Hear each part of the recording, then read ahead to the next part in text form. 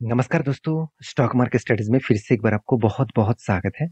तो आज मैं डिस्कशन करूँगा एक पेनी स्टॉक के बारे में, अराउंड 8 टू 10 रुपीज़ का पेनी स्टॉक है और बहुत सारे लोगों का कमेंट्स था इसके ऊपर, सर इसके ऊपर एक डिटेल्स वीडियो बना के दीजिए, क्योंकि कंपनी एक अच्छा खासा रिटर्न्स दिया था और उसके बाद करेक्शन हुआ, क्या फिर से वही लेवल्स में आया, जिस लेवल से कंपनी भागा था, क्या उस लेवल्स में एंट्री करना चाहिए?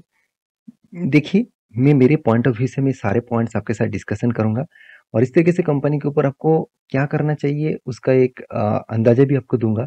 बाकी डिसीज़न जो होगा वो आपके मतलब आपके हाथ में ही होना चाहिए, क्योंकि किसी की बात सुनकर किसी भी कंपनीज़ के ऊपर निवेश नहीं करना है और साथ ही साथ देखा जाए तो जब कंपनी कोई पेनी स्टॉक होता है।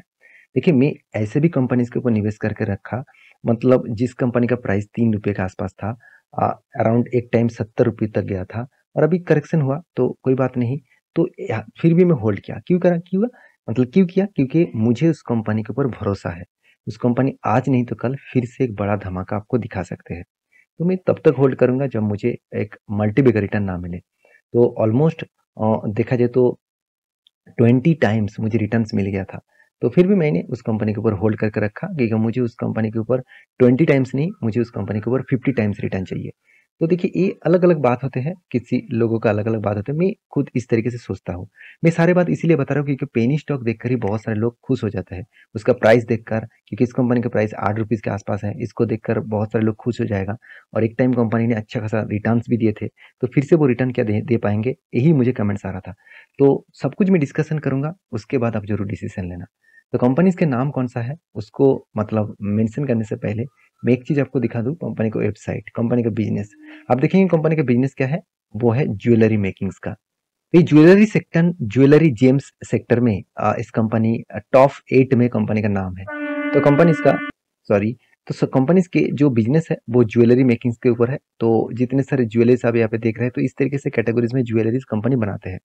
तो देखिए, ज्वेलरीज का जो डिमांड है वो इंडिया में तो हमेशा है और हमेशा रहेगा, क्योंकि इंडिया के एक रीति रिवाज है कि शादी से लेकर किसी भी शुभ काम काम पे लेकर और बहुत सारे ऐसे कुछ इवेंट्स हैं जहाँ पे ज्वेलरीज का जरूरत होता मतलब जरूरत होता है। तो इसलिए इंडियंस जितने सारे वुमेन्स हैं वो ज्वेलरी को एक सम्मान के तरीके से देखते हैं, एक भगवान के एक कुछ स्पेशलिटीज़ में देखते हैं। तो मेरे हिसाब से ज्वेलरी का जो डिमांड है वो लगातार-लगातार हमेशा कंज़्यूम होता जाएँगे, बढ़ते जाएँगे। तो कितना डिमांड है इस कंपनी का और कितना कंपनी अच्छा है वो देखना ज़रूरी है। ऐसे नहीं कि ज्वेलरी बना रहा है तो कंपनी बड़ा बन जाएगा। तो ऐसे मत सोचना। पीसी चंद्र ज्वेलर्स वो क्या हुआ? वो भी तो एक अच्छा खासा कंपनी था। आज वो बर्बाद हो गया। क्यों हो गया? उसके पीछे उसके ऊपर डिटेल्स वीडियो में आपको बना के दिया।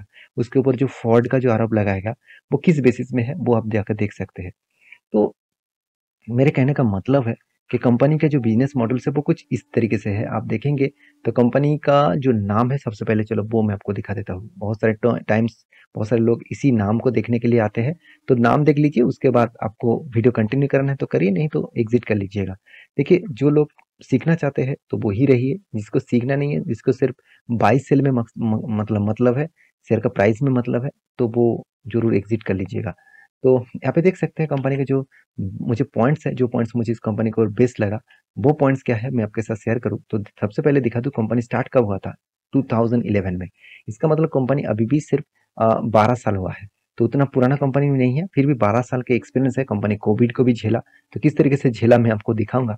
तो कंपनी का देखिए बिजनेस मॉडल जो है गोल्ड सिल्वर के ऊपर और ज्वेलरी के बिजनेस के ऊपर। तो कंपनी के देखिए जो एक्चुअली बिज़नेस है वो कौन-सा प्रोडक्ट बनाते हैं, रिंग से लेकर साथ ही साथ ब्रेसलेट से लेकर नेकलेस के लिए ऊपर, ईयर चेन्स के ऊपर, इयररिंग्स के ऊपर। तो इस तरीके से चेन्स अलग-अलग प्रोडक्ट कंपनी बनाते हैं। तो कंपनीज़ ने यहाँ पे देखा जाए तो कंपनी एक बार बोनस भी इश्यू किया था 2022 में, जिसको भी कंपनी मेंशन किया। और कंपनी का जो देखा जाए तो रेवेन्यूज़ है, वो ज़्यादा से ज़्यादा सेल्स का रेवेन्यूज़ है, 88% कंपनी सेल्स करते हैं और गेन्स जो मैक्सिमम जो कंपनी का जो मतलब सेल्स है वो ज्वेलरीज के ऊपर है और जेंट्स के ऊपर मिनिमम 3% और अदर्स इनकम से कंपनी का 9% का प्रॉफिट होता है। तो कंपनी का एम एस पार्थो साथी सॉरी पार्थो साहा और एंड एसोसिएट्स इसका मतलब देखा जाए तो ऑथोराइज पर्सन है और ऑडिटर्स है। और इस कंपनी के बारे में इन डेप्थ में आपके बारे में बात करूँ तो फाइनेंशियल डेप्थ के बारे में बात करूँ तो कंपनी का मार्केट कैप सिर्फ 66 करोड़ के आसपास है।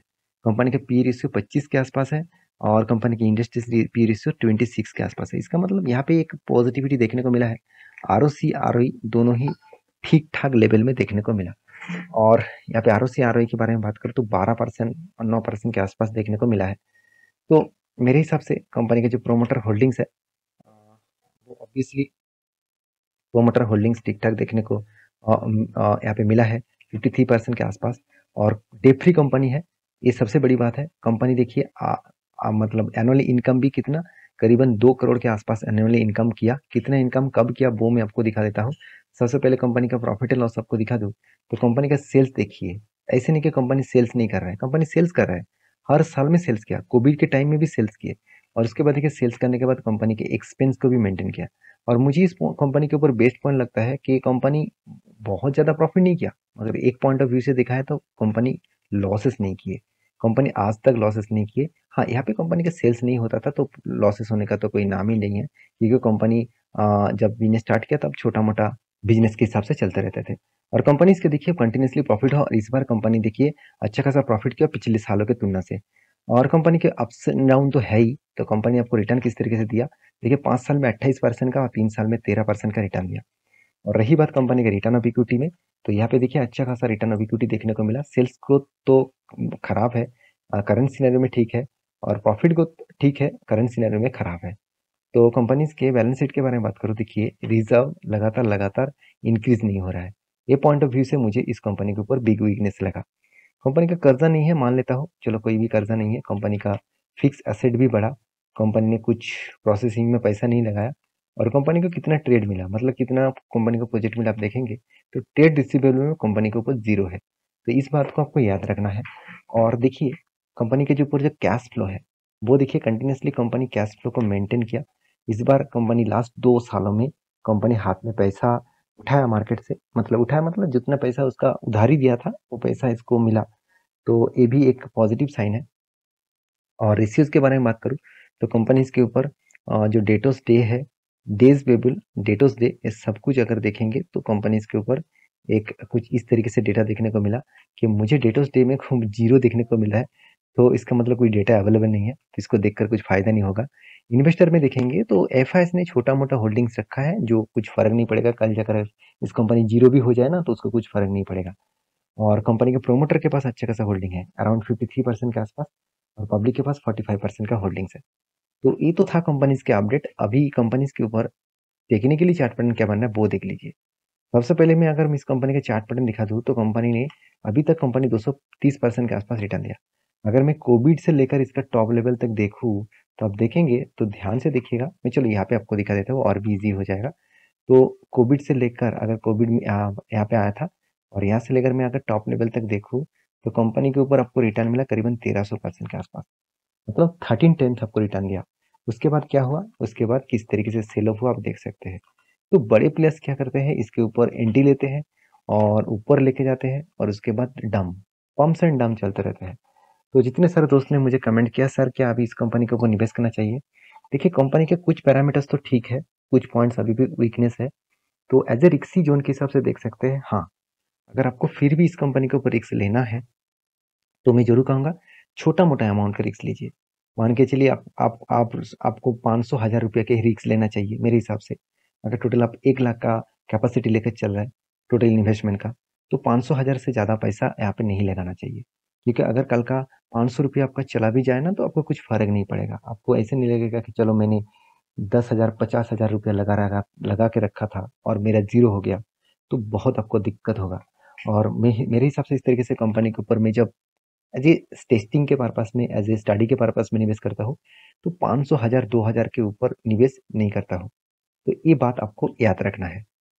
तो ये था कुछ कंपनी, इस कंपनी का अपडेट्स। तो मेरे वीडियो अच्छा लगे तो प्लीज़ लाइक करना, चैनल को सब्सक्राइब भी करना। मिलते नेक्स्ट वीडियो में, तब तक के लिए अच्छे से रहिए, अपने ख्याल रखिए, बाय बाय।